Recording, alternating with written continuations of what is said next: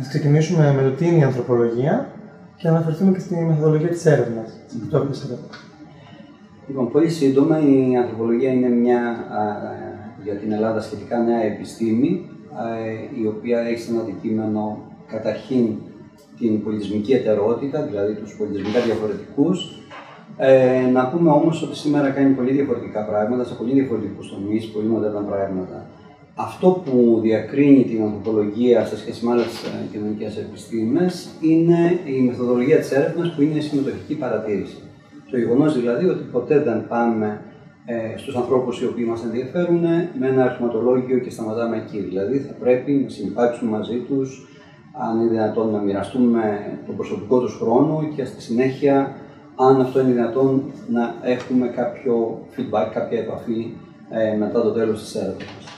Είναι μια διαδικασία η οποία νομίζω διατρέχει την ανθρωπολογία από την κλασική περίοδο μέχρι και σήμερα και νομίζω ότι της δίνει διαφορετικά ποιοτικά χαρακτηριστικά.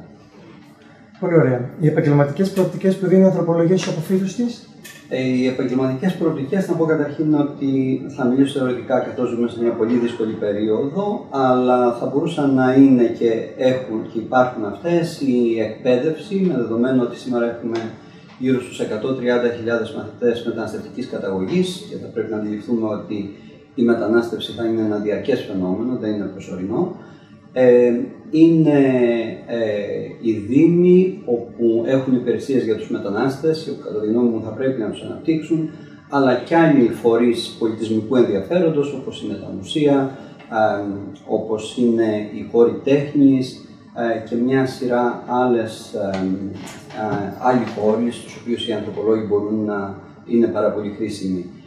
Επίσης, ένα πεδίο το οποίο είναι πολύ γνωστό στην Ευρώπη, αλλά όχι ακόμα αρκετά γνωστό στην Ελλάδα, είναι αυτό που θα ονομάζαμε το πεδίο της πολιτισμικής διαμεσολάβησης, το οποίο μπορούμε να το δούμε είτε σαν ανάγκη πλέον, είτε σε χώρους υγείας, είτε σε χώρους εκπαίδευσης, είτε σε χώρους εργασίας, σε κάθε χώρο δηλαδή που άνθρωποι που μέχρι χθες ζούσαν σε πολύ διαφορετικούς πολιτισμούς, σήμερα πρέπει να έρθουν πάρα πολύ κοντά.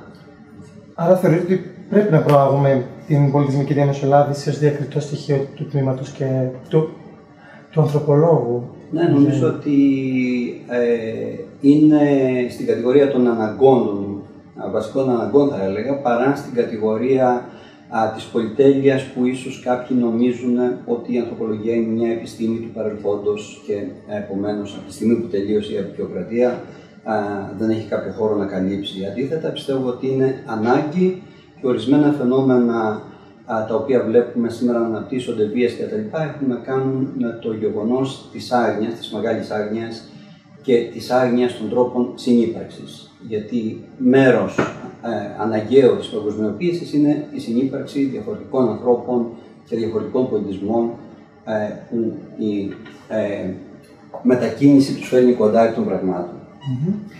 Τι έχετε να πείτε για την εδραίωση της ανθρωπολογίας ως επάγγελμα στην Αμερική και στην Ευρώπη γενικότερα? Νομίζω ότι είναι χώρες με πολύ μεγαλύτερες παραδόσεις, όπου όταν λες ότι είσαι ανθρωπολόγος στο ευρύ κοινό σημαίνει πάρα πολλά πράγματα. Να πω ότι στην ελληνική πραγματικότητα η ανθρωπολογία έχει μια πολύ πρόσφατη ιστορία που ξεκινάει γύρω στο 1987 σαν μεταπτυχιακό τμήμα και αργότερα στο Πάντιο.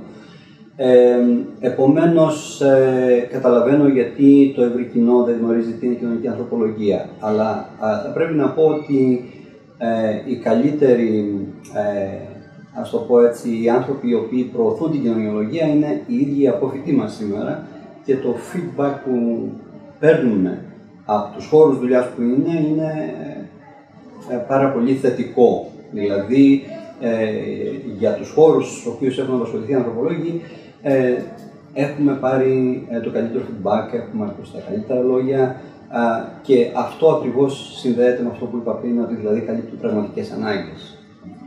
Πολύ ωραία. Ευχαριστούμε. Σας ευχαριστώ και εγώ.